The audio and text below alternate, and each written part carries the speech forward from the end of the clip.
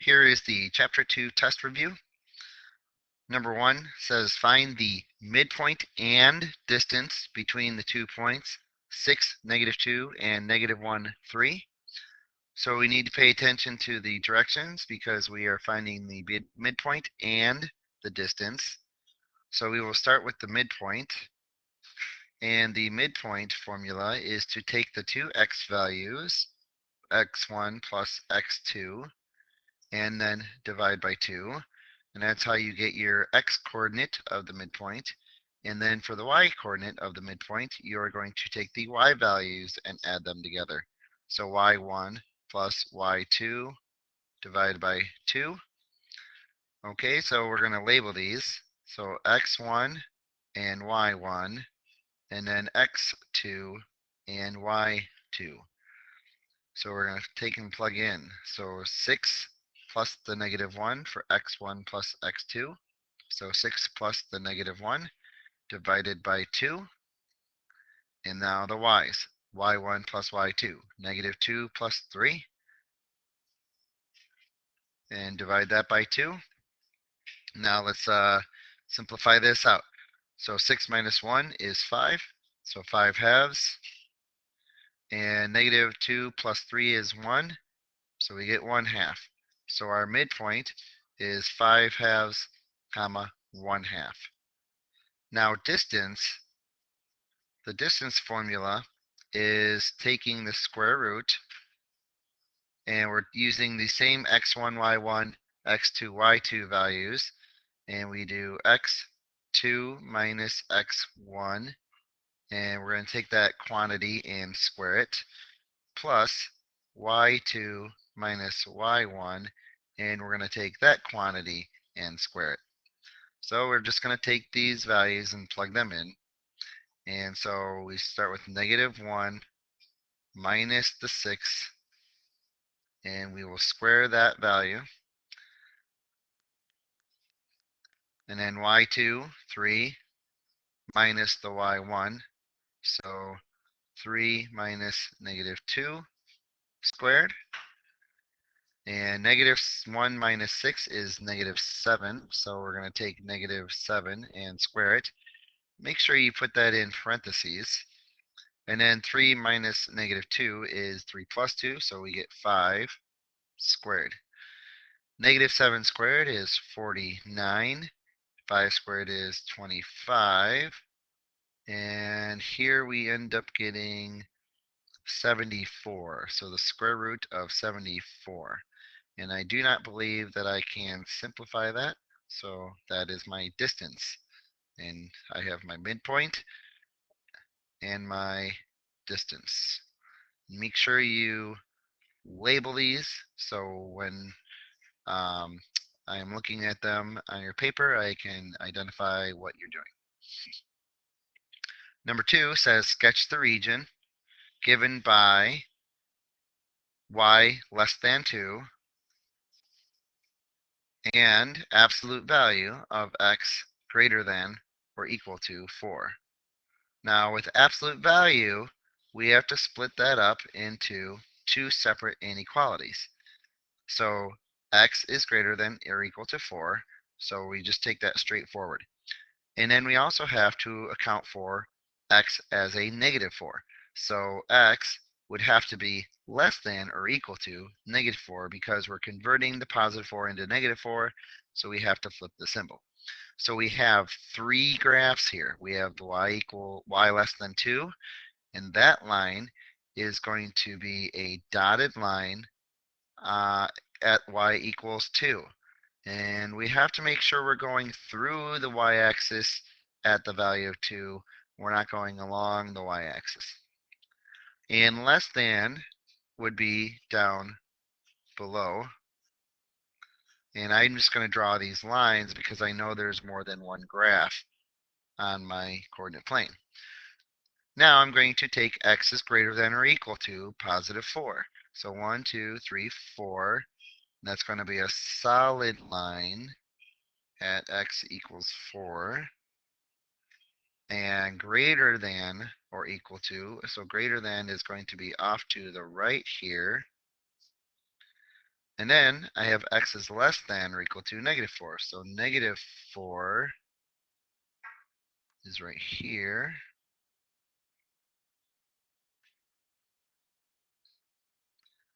And we are shading less than the negative 4. So we're going to the left. And then I look for the areas where my lines crisscross, because those are my solution areas, the regions. Okay, so then I'm going to darken that a little bit so that it's obvious I know what is the solutions. Okay, don't just leave it where you let the shading overlap, because that doesn't tell me you really know what this all means. So we want to make sure that we are darkening this area, and even if you want to go to the, all the way to the point where you will erase the other ones, that would even be more obvious. But then you're wasting your eraser. So if you just draw light lines when you're setting it up, then you darken your overlapping areas, then everything should be fine. But your answer is those bottom corners. Now, number 3, which of the following points, A or B, is closer to the origin? Well, we need to know what the origin is. The origin is where the x and y axis intersect. So that point is 0, 0. So which one is closer? Closeness is distance. So we're going to check the distance between these 2 points, A and B, with respect to the origin. So we're going to do A first, okay, and we're going to take the square root. I'm going to label these x1, y1, and I'll have my origin as x2 and y2. So I take x2 minus x1, so 0 minus 6 squared, plus y2 minus y1, so 0 minus 7 squared. That gives me negative 6 squared plus negative 7 squared. And that's 36 plus 49, which is the square root of 85. I don't really need to do anything with that, even if it can be simplified, because I'm going to compare this number with my number from checking point B. So again, I'm going to do the distance for point B. And I will use point B now as x1 and y1. And so I set this up, and I'm going to do x2 minus x1, so 0 minus a negative 5 squared. Y2 minus y1 would be 0 minus 8 squared. This gives me 5 squared and negative 8 squared. So I get 25 plus 64, which is 89. So I get the square root of 89.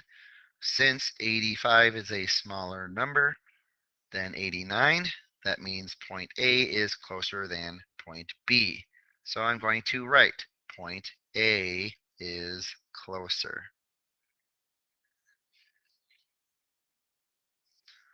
On to the next page.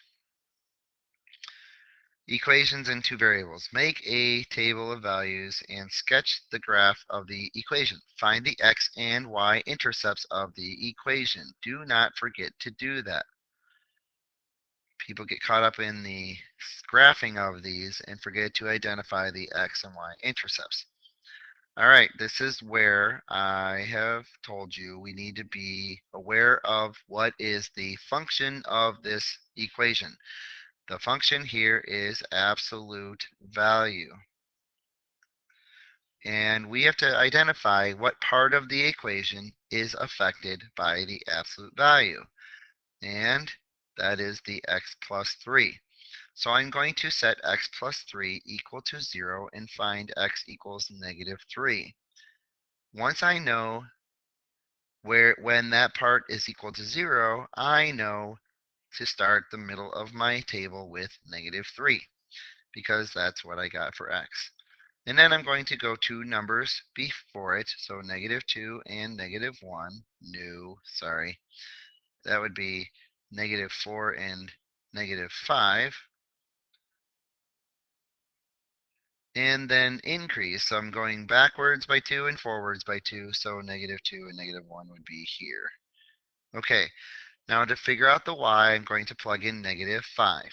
So -5 -5 plus 3 is -2, but the absolute value of -2 is +2, so I get 2 plus 1 to be 3. And I put that answer down. Then I do that for all of them. I plug in the numbers. So -4 plus 3 is -1.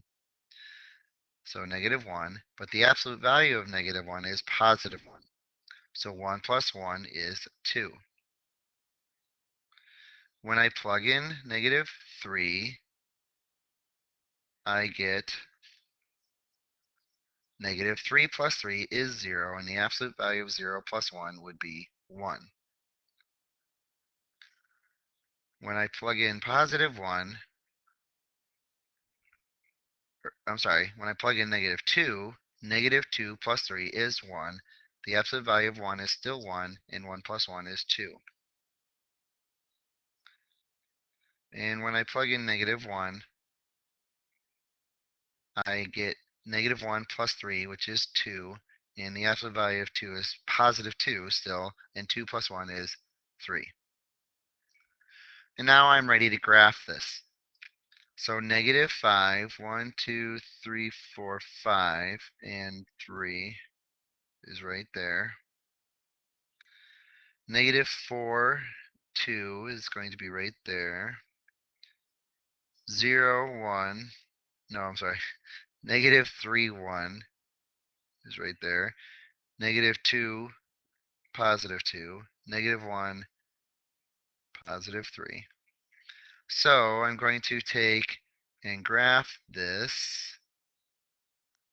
And when I graph this, I get a line going in that direction, and I get a line going in that direction.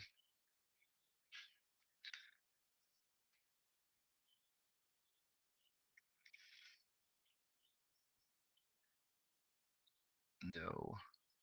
Let me do something. Ah, shoot.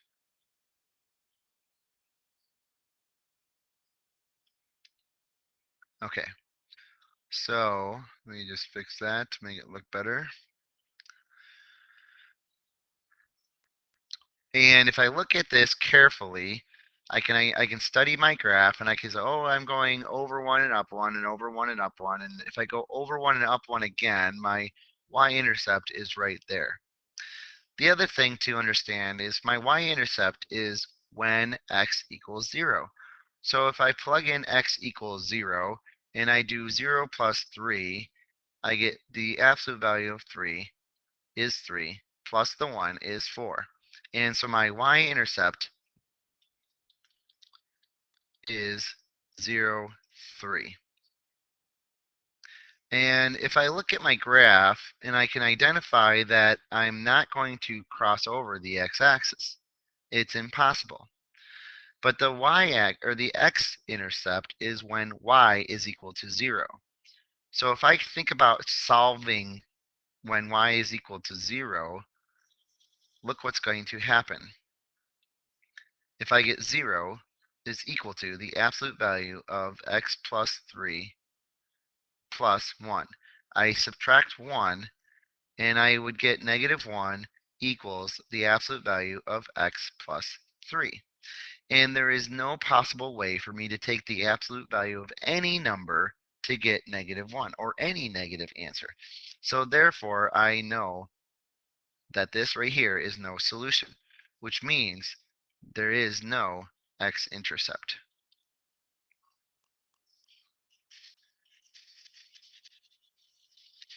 All right, now looking at number 5. I need to identify this as a quadratic or an exponential function with an exponent of 2. And what is affected by the exponent? Just the x. So I know I'm going to have x equal to 0, and that is going to be the middle of my table. And I'm going to move this over here and this over here to be out of my way. So I'm going to create my table of values, and this time 0 is in the middle of my table. Absolute value and exponential functions are those kinds of functions where we plug our value into the middle of the table. So here I'm going to do -1 and -2, and then +1 and +2. I plug in 0, 0 squared is still 0, and 0 minus 3 is -3.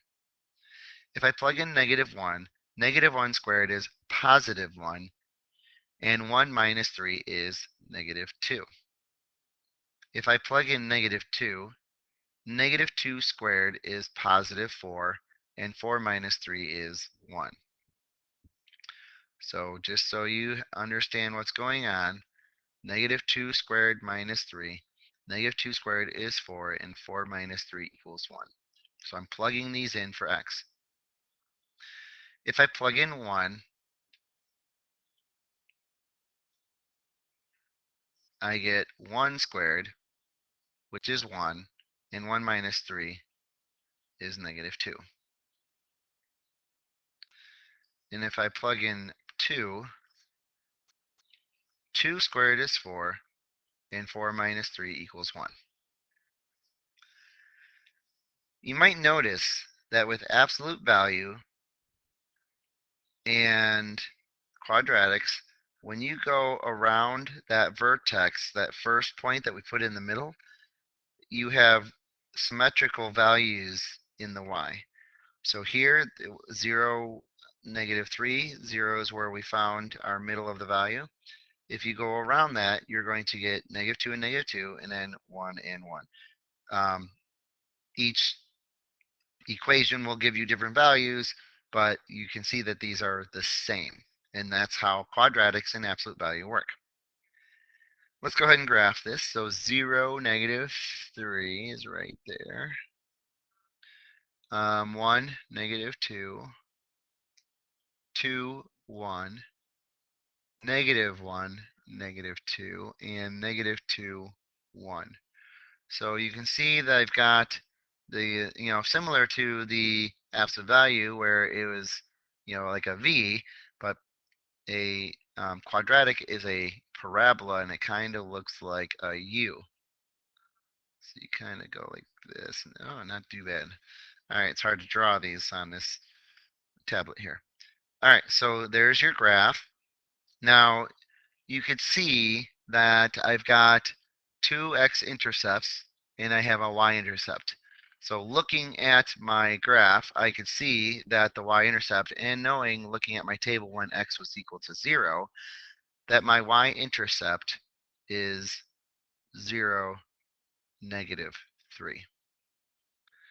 And my x-intercepts are when my y value is 0. And I can't necessarily tell where those 2 points are, so I'm going to do the math for that instead of looking at my graph.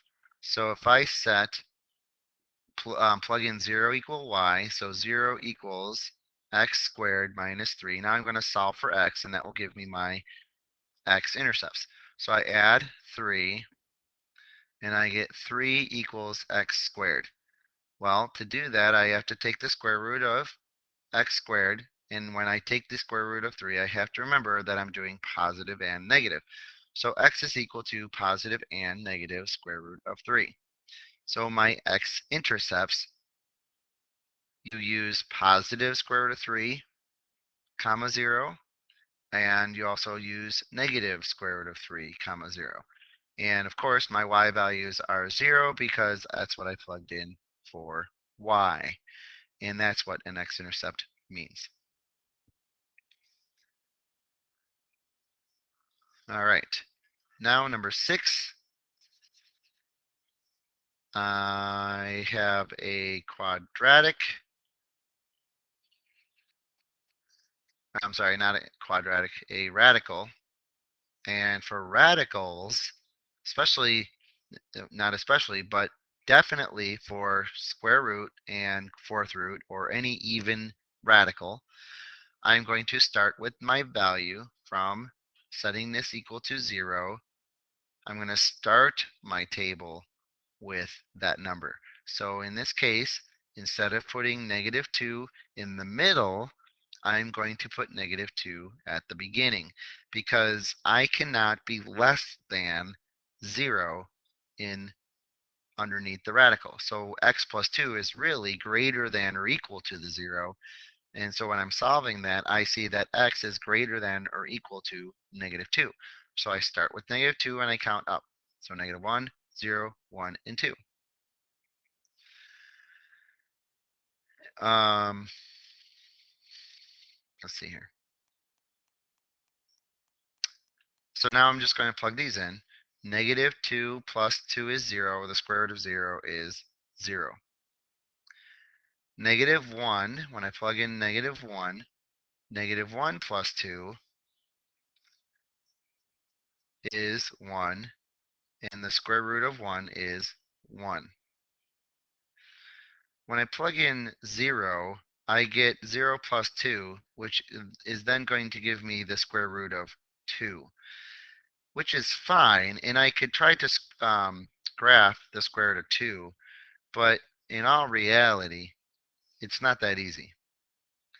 I have to estimate and all that. So what I could do is get the next perfect square under here. So far, I got 0 and 1 from getting the square root. So the next number I want is a 2. Well, to get 2 from taking the square root of a number, I would need 4. So if I plug in 2, that gives me 2 plus 2, which is 4, and the square root of 4 is 2. The next perfect square number after 4 is 9, and the square root of 9 is 3. So how am I going to get 9 in here? I would need 7. So I'm going to plug in 7. So 7 plus 2 is 9, and the square root of 9 is 3. So I'm going to plot these points. So -2, 0, -1, 1, 2, 2, and 7. 1, 2, 3, 4, 5, 6, 7, 3. And I start at this point here. So I'm not going to draw through it and draw an arrow. I'm going to stop right there, and I'm going to graph in one direction only, not going down in this matter or anything like that, because I start at -2 and I cannot go to -3.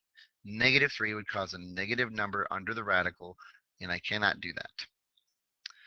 So I see I've got an x-intercept and at least one y-intercept. So my x-intercept here, where y equals 0, my x-intercept is -2, 0.